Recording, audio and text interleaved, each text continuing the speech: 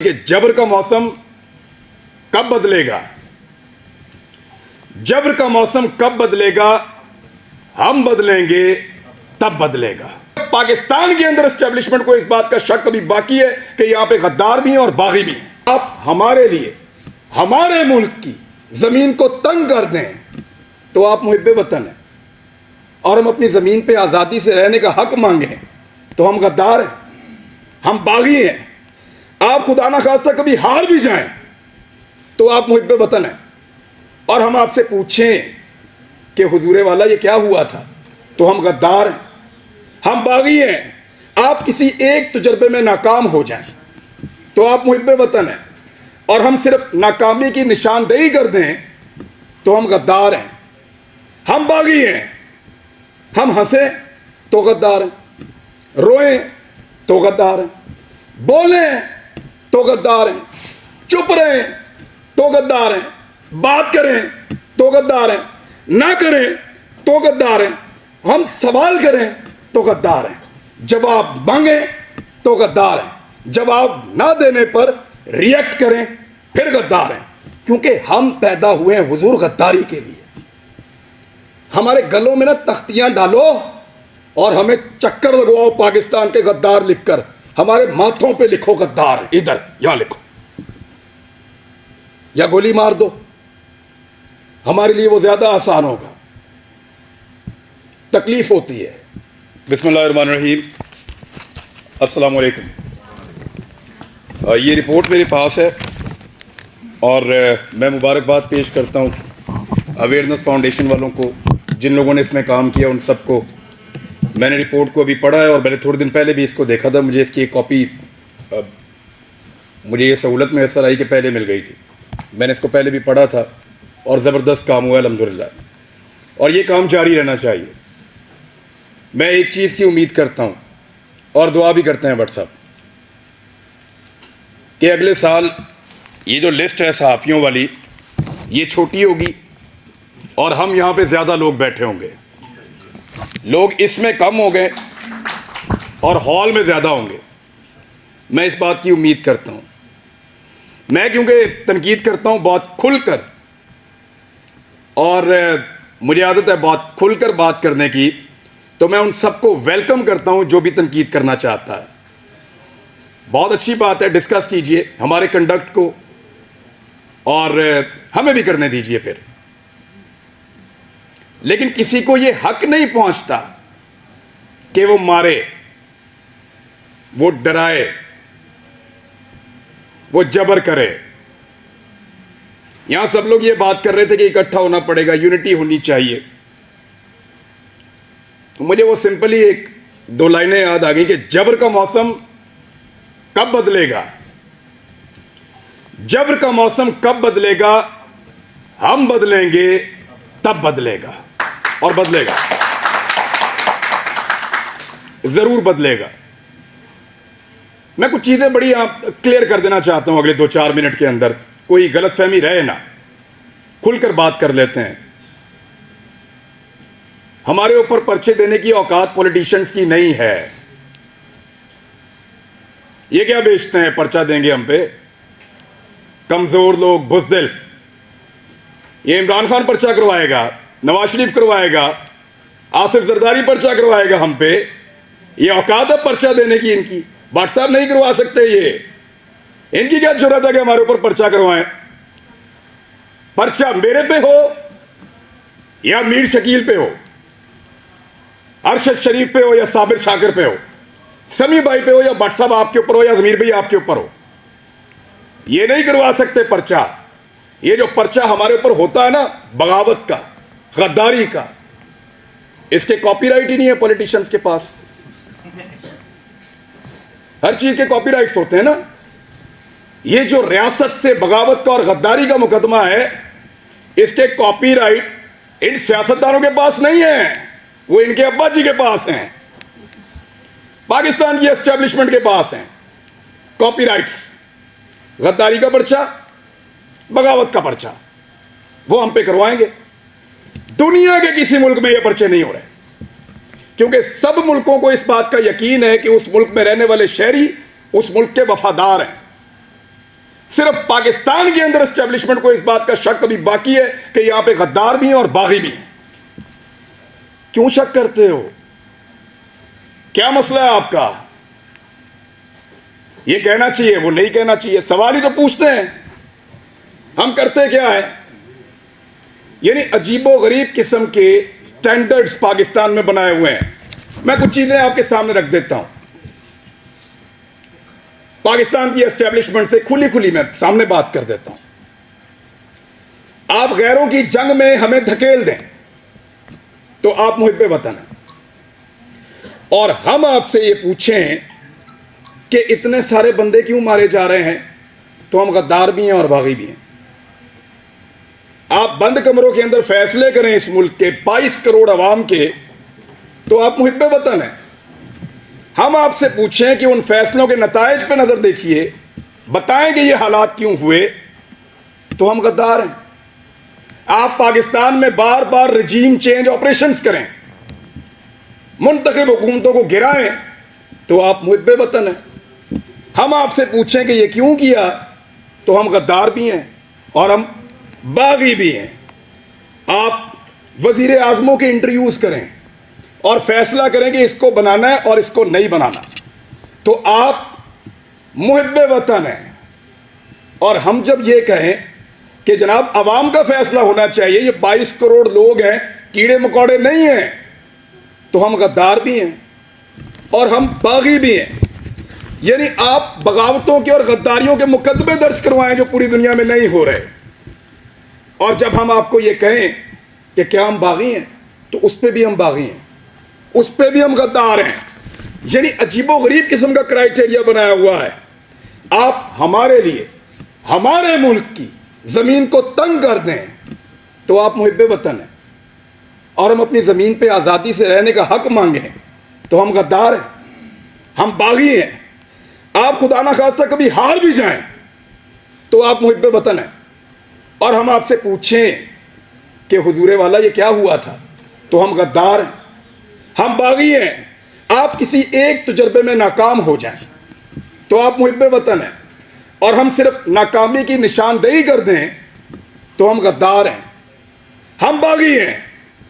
हम हंसें तो गद्दार हैं, रोएं तो गद्दार हैं, बोलें तो गद्दार हैं, चुप रहें तो गद्दार हैं, बात करें तो गद्दार हैं, ना करें तो गद्दार हैं, हम सवाल करें तो गद्दार हैं, जवाब मांगें तो गद्दार हैं, जवाब ना देने पर रिएक्ट करें फिर गद्दार हैं। क्योंकि हम पैदा हुए हैं हुजूर गद्दारी के लिए। हमारे गलों में ना तख्तियां डालो और हमें चक्कर लगवाओ पाकिस्तान के गद्दार लिखकर, हमारे माथों पे लिखो गद्दार, इधर यहां लिखो, या गोली मार दो, हमारे लिए वो ज्यादा आसान होगा। तकलीफ होती है। अरशद शरीफ ने किसके लिए आवाज नहीं उठाई थी? आप सारे गवाह हैं। जिसको मार पड़ी वो उसका शदीद तरीन मुखालिफ होने के बावजूद कहता रहा कि गलत मारा, तो तकलीफ होती है ना। भट्ट साहब नाकामी थी हमारी, उसका हम पे एतबार खत्म हो गया। भट्ट साहब, उसको पता चल गया अब उसका बोझ नहीं उठा सकते, वो इसलिए मुल्क छोड़ के गया था। उन्हें पता लग गया ताड़े तो गल उत्ते होना, हम पे उसका एतबार खत्म हो गया था।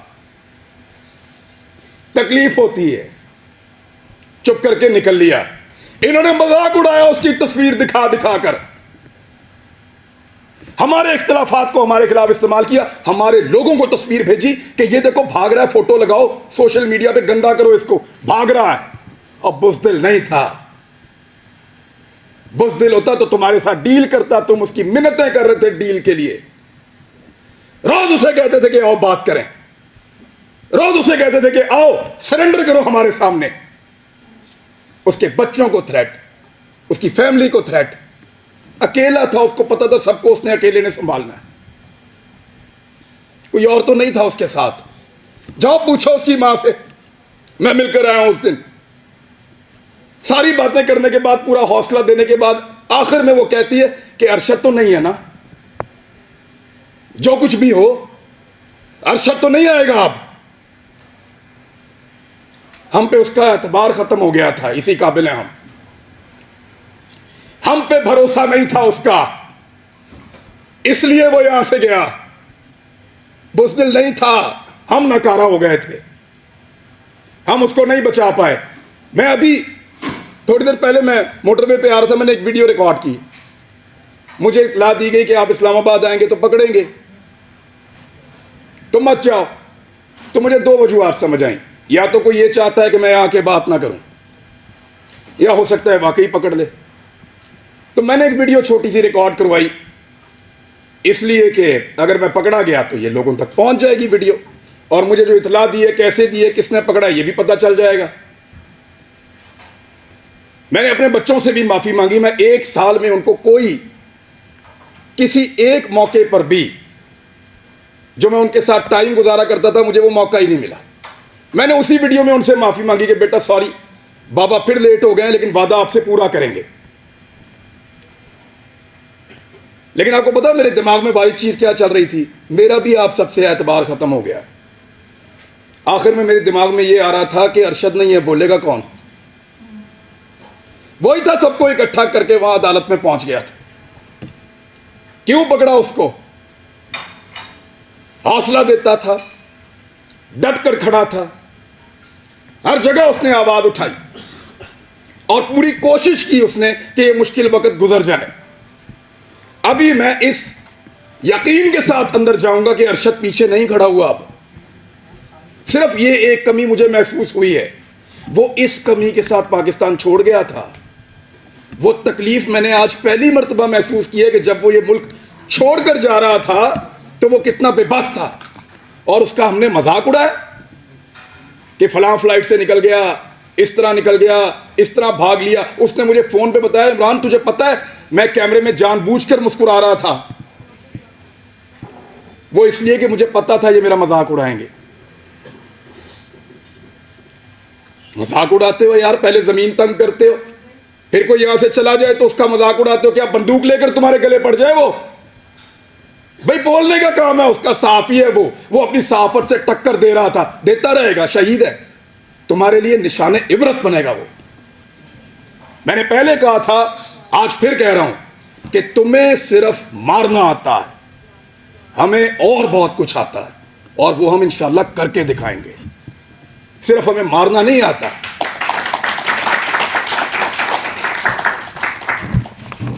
दबा दबा के और जिसको दबाया एस्टेब्लिशमेंट ने दबाया।